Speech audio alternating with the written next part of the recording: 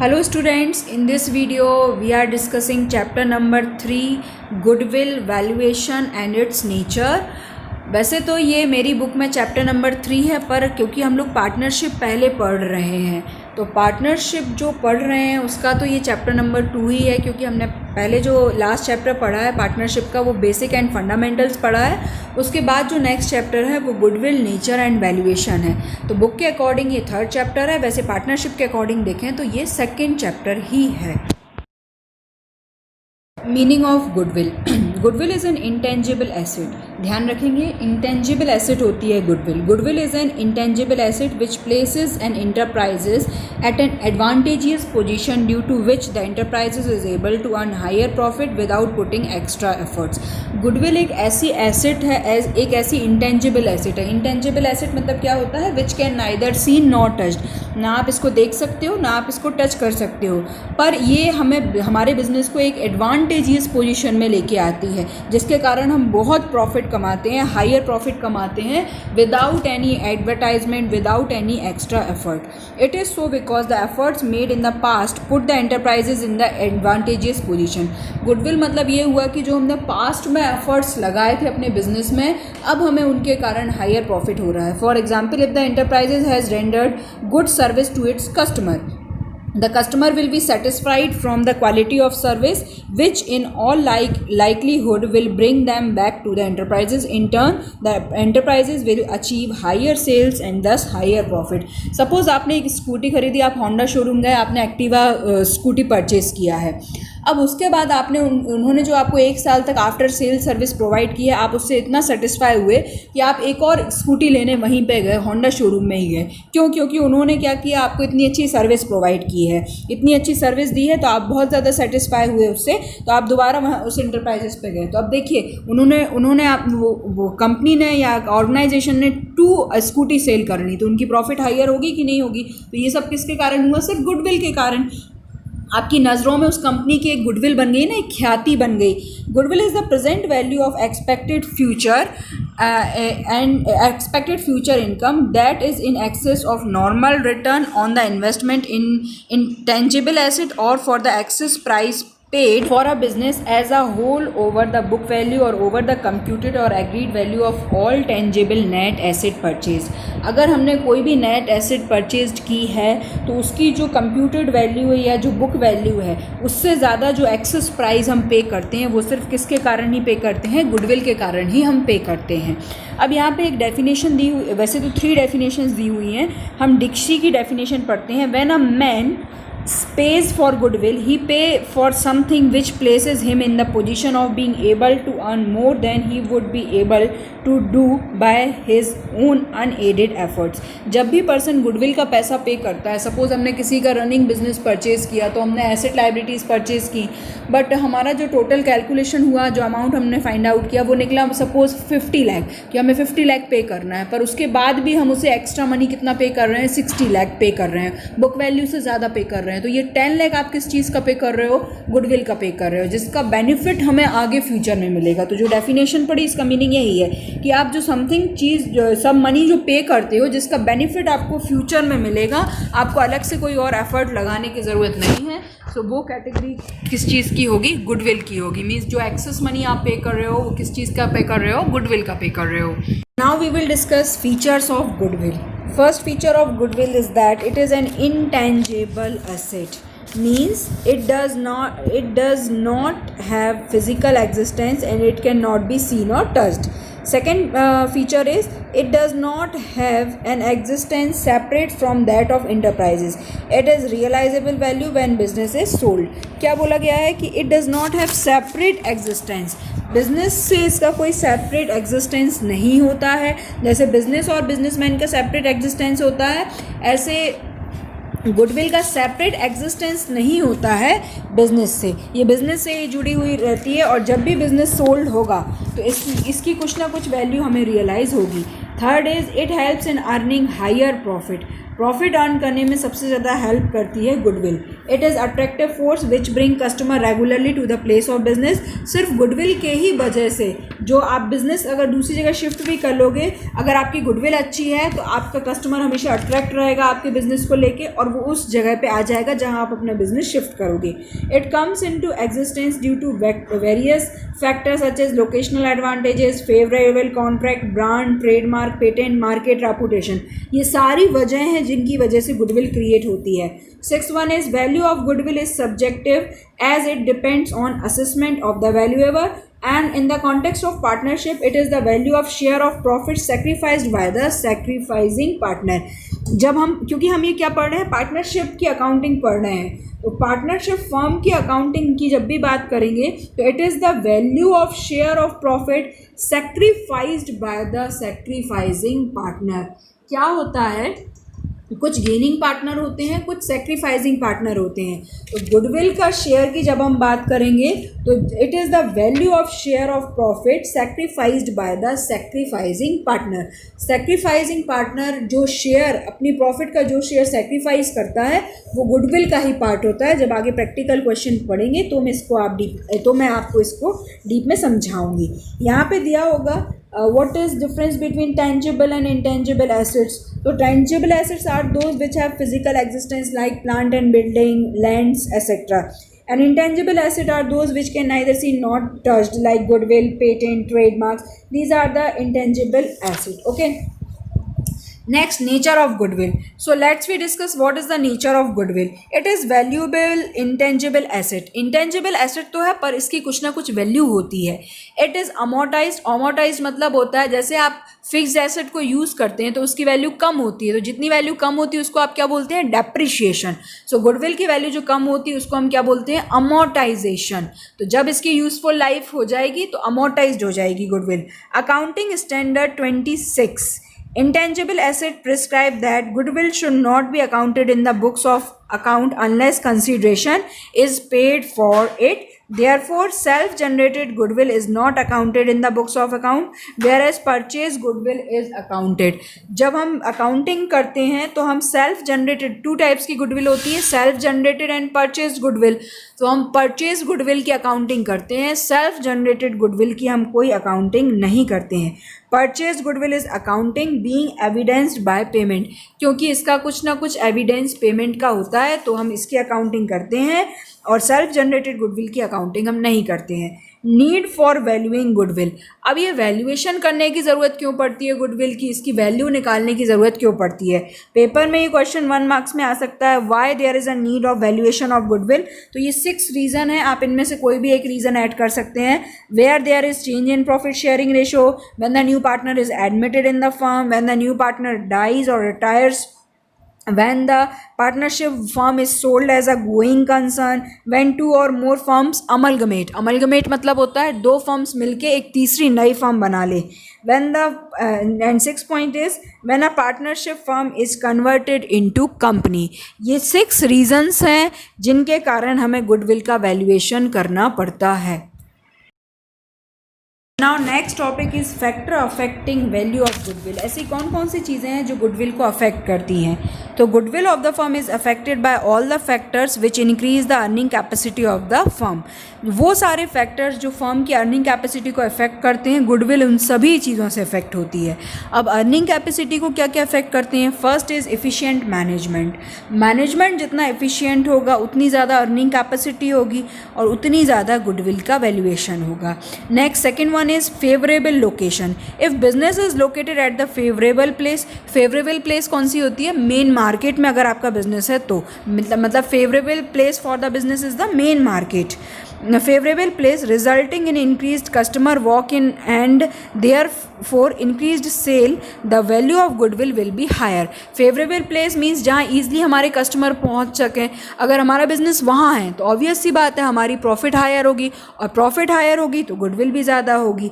Next favourable contact. Sometimes a firm has a long term contacts for sale and purchase of goods at favorable prices. This will also affect the profit and goodwill of the firm. अगर हमारे contract ज़्यादा favourable है, contract means sale and purchase of goods at the favourable price means we can say that fair price. So हमारी firm की profit भी ज़्यादा होगी और गुडविल भी ज़्यादा होगा. Next, longer establishment of business established for long are likely to have broader customers base resulting in higher sale and profit. As a result it will have higher value of goodwill. अगर हमारा पुराना business है तो उसका क्या effect आएगा कि business old है, लोग पहले से जानते हैं हमारे बिज़नेस को, तो ऑटोमेटिक आपकी दुकान पे सभी आएंगे, आपकी शॉप पे सभी लोग आएंगे परचेज़ करने के लिए, क्योंकि आपकी ओल्ड शॉप है. तो उससे क्या होगा, सेल हायर होगा तो प्रॉफिट मार्जिन हायर होगा, प्रॉफिट हायर होगा तो उसके कारण जो गुडविल होगी वो भी हायर हो जाएगी. नेक्स्ट दिया हुआ है advantages of payment of patents. Normally patents are necessary for the manufacture or production of certain types of article. A firm which possess the necessary patent will have a better value for its goodwill. Patent means these are also like a intangible asset. Patent होता है ना, जैसे कि हमें particular patent means हुआ एक तरह से हमें एक लाइसेंस मिल जाना कि हम पर्टिकुलर टाइप का सर्टेन टाइप का आर्टिकल्स मैन्युफैक्चर कर सकते हैं. तो उससे ये होगा कि हमारी जो गुडविल की वैल्यू होगी, और कुछ चीज़ें ऐसी हैं जिनमें पेटेंट लेना ज़रूरी है, तो उससे ये होगा कि हमारा वैल्यू ऑफ गुडविल हो जाएगा, क्योंकि लोग उस पेटेंट के ही थ्रू हमारे पास आएंगे गुड्स परचेज करने. Access to supplies. When supplies of material are difficult to get, then there will be high value of goodwill for the firm which has good arrangement for getting supplies. Supplies means ये हुआ कि जैसे मान लो बहुत difficult है कि आपको raw material बड़ी डिफ़िकल्टी से अवेलेबल होगा या रॉ मटेरियल नहीं मिल रहा है, पर अगर आपकी फर्म की गुडविल अच्छी है तो आपको जल्दी रॉ मटेरियल अवेलेबल हो सकता है. Quality. If the firm enjoy good reputation for the quality of its product, then there will be ready sale and value of its goodwill will also high. जितनी अच्छी रेपुटेशन फर्म की होगी, quality of product जितना अच्छा होगा, उतनी ज़्यादा goodwill high होगी. Market situation. नेक्स्ट पॉइंट दिया हुआ है मार्केट सिचुएशन. मार्केट सिचुएशन का भी हमारी कैपिटल रिक्वायरमेंट पे और हाइयर प्रॉफिट पे इफेक्ट पड़ता है, उससे हमारी गुडविल इम्प्रूव होती है. अब यहाँ पे कुछ पॉइंट्स और दिए हुए हैं, मैं उनको एक्सप्लेन नहीं कर रही हूँ, आप पढ़ लीजिएगा. Risk associated with the business, nature of business, past performance and other factor. Other factors में आ जाएंगे after sale service, good customer relation and good labour relations. Next topic दिया हुआ है क्लासिफिकेशन ऑफ गुडविल. गुडविल जो होती है वो mainly two types की होती हैं, purchased goodwill and self generated goodwill. Accounting हम किसकी करते हैं, सेल्फ जनरेटेड गुडविल की. अकाउंटिंग हम सिर्फ परचेज गुडविल की करते हैं, सेल्फ जनरेटेड गुडविल की हम कोई अकाउंटिंग नहीं करते हैं. अब परचेज गुडविल क्या होती है, पहले वो पढ़ते हैं. Purchase goodwill is that goodwill which is acquired by the firm for the consideration whether paid in cash और काइंड. परचेज गुडविल मीन्स नाम से ही समझ में आ रहा है जो आपने खरीदी हो मतलब जब आपने बिजनेस परचेज किया हो, रनिंग बिजनेस परचेज किया हो, तो आपने जो मनी पे उसके जो मनी पे किया होगा उस बिज़नेस के लिए, उसके साथ आपने कुछ एक्स्ट्रा मनी पे किया होगा. वो जो एक्स्ट्रा मनी आपने पे किया है, या तो आप कैश में पे कर सकते हो या काइंड में पे कर सकते हो, वो जो मनी होगा वो किस चीज़ का मनी होगा, गुडविल का मनी होगा. For example, when business is purchased and purchase consideration is more than value of net assets, means आप बिजनेस आपने एक रनिंग बिजनेस परचेज किया है, पर आप जो कंसिडरेशन पे कर रहे हो बिजनेस के लिए वो ज़्यादा दे रहे हो. कंसिडरेशन मतलब आप मनी में के बदले, कंसिडरेशन में मतलब एक्चुअली तो होता है के बदले, आप बिजनेस के बदले जो पैसा पे कर रहे हो तो वो किस कैटेगरी में आ जाएगा, कंसिडरेशन की कैटेगरी में आ जाएगा. आप क्या कर रहे हो, purchase consideration is more than the net asset. Net asset मतलब आपने जितनी संपत्तियाँ खरीदी हैं आप उससे ज़्यादा अगर पेमेंट कर रहे हो तो क्या जो डिफरेंस अमाउंट है वो क्या होगा, परचेज गुडविल कहलाएगा. Where asset minus liabilities, if assets are more than liability. Let us take an example. एक एग्जाम्पल से हम इस चीज़ को समझते हैं कि जो परचेज गुडविल होती है वो क्या होती है. AB business house acquires Mahagun business. AB business एक कोई कंपनी है, बिजनेस हाउस है, इसने किसका बिजनेस परचेज किया है, महागुण बिजनेस को परचेज किया है for the net consideration of 10 lakh. ये जो बिजनेस इनने खरीदा है इसके बदले ये कितना पैसा पे कर रहे हैं, 10 लाख पे कर रहे हैं. Assets acquired were valued of 20 lakh and liabilities taken over for the value of 12 lakh. Asset ली हैं 20 लाख की और जो liabilities took over की हैं वो कितने की took over की हैं, 12 लाख की. सो 2 lakh paid in excess of net asset, जो एक्स्ट्रा इन्होंने पे किया क्योंकि ये परचेज कंसिडरेशन कितना पे कर रहे हैं 10 लाख का, और इन्होंने जो एसेट ली है वो 20 लाख की ली है और लाइबिलिटीज़ ली है 12 लाख की। तो एसेट और लाइबिलिटी का डिफरेंस कितने का है 8 लाख का। तो कुल मिला के इनके हाथ में जो बिजनेस की वैल्यू जो एक्सेस आया है वो कितना 8 लाख का आया है, पर ये पे कितना कर रहे हैं 10 लाख, 2 लाख एक्स्ट्रा पे कर रहे हैं। तो ये 2 लाख किस चीज़ का पे कर रहे हैं, वो 2 लाख ये पे कर रहे हैं गुडविल का। According to AS 26 Accounting Standard 26, intangible asset prescribe that purchase goodwill should be accounted in the books of account and written off at the earliest। हम जो purchase goodwill होती है उसको अकाउंटिंग में रिकॉर्ड करते हैं और जैसे जैसे और आगे आगे फिर हम उसको रिटर्न ऑफ करते हैं। कैसे निकाली मैंने गुडविल, एसेट में से लायबिलिटी को माइनस किया तो 20 लाख माइनस 12 लाख, तो जो 8 लाख है वो एक्सेस मनी निकला नेट एसेट का, और जो हम परचेज कंसिडरेशन पे कर रहे हैं वो कितना पे कर रहे हैं 10 लाख। सो 10 लाख और 8 लाख का डिफरेंस क्या है 2 lakh, so that is the goodwill. अब यहाँ पे कुछ फीचर्स दिए हुए हैं परचेज गुडविल के, क्या फीचर्स होते हैं। It arises on purchase of business, business purchase करेंगे तभी ये अराइज होगी। Since consideration is paid for it is accounted in the books of account, इसकी अकाउंटिंग बुक्स में होती है proper. It is shown in the balance sheet as an asset, आप इसको बैलेंस शीट में शो करते हो। 4th point, value of goodwill is subjective assessment but it is ascertained when both purchaser and seller agree to its valuation। subjective assessment होता है इसका, पर ये तभी ascertained होती है जब परचेज और सेलर दोनों एग्री हो वैल्यूएशन के लिए। it is amortized at the earliest but not later than its useful life. हमें इसको जैसे हम डेप्रिशिएशन को राइट ऑफ करते हैं ऐसे ही हमें इसको अमोर्टाइज करना पड़ता है, बट जब तक इसकी यूजफुल लाइफ है तब तक नहीं, उसके बाद हम इसको करेंगे amortise. Valuation of goodwill depends upon the purchaser expectation of future profit, इसका वैल्यूएशन एक्सपेक्टेशन पे बेस्ड होता है। अब यहाँ पे इलस्ट्रेशन फर्स्ट लिया हुआ है परचेज गुडविल का, देखते हैं क्या है।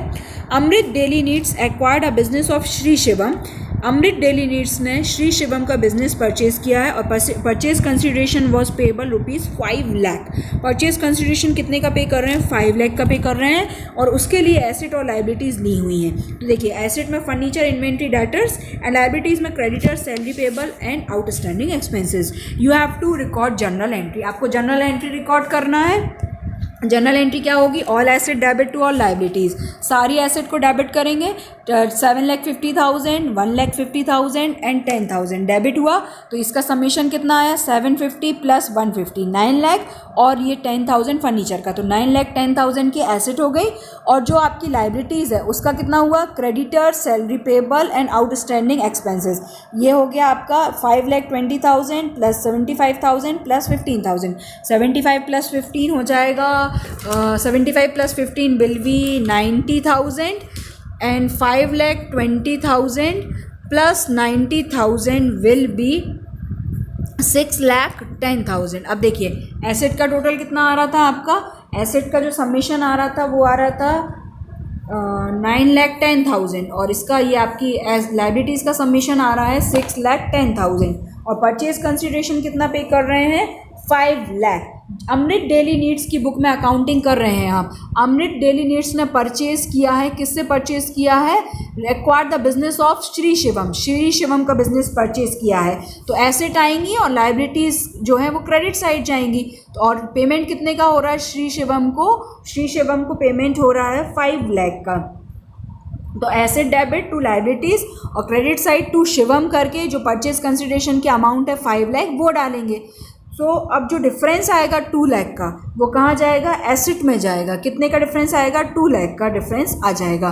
Furniture account debit, inventory account debit, debtors account debit, फिर एक लाइन आप छोड़ दीजिए, उसके बाद लिखिए to creditors, to salaries, to outstanding expenses, to Shivam. Shivam के सामने 5 लाख डालिए और लाइबिलिटीज़ के सामने लाइबिलिटीज़ का अमाउंट डालिए, फिर क्रेडिट माइनस डेबिट करिए तो डेबिट साइड 2 लाख कम आएंगे। That is the amount of goodwill. Balancing figure लिखा है उसके आगे, इसका मतलब ये हुआ कि ये हमने डिफरेंस से फाइंड आउट किया है अमाउंट गुडविल का। तो जो एक्स्ट्रा पे कर रहे हैं वो किस चीज़ का पे कर रहे हैं, 2 लाख गुडविल का पे कर रहे हैं और फिर पेमेंट कर देंगे। Shivam account debited to bank 5 lakh and 5 lakh.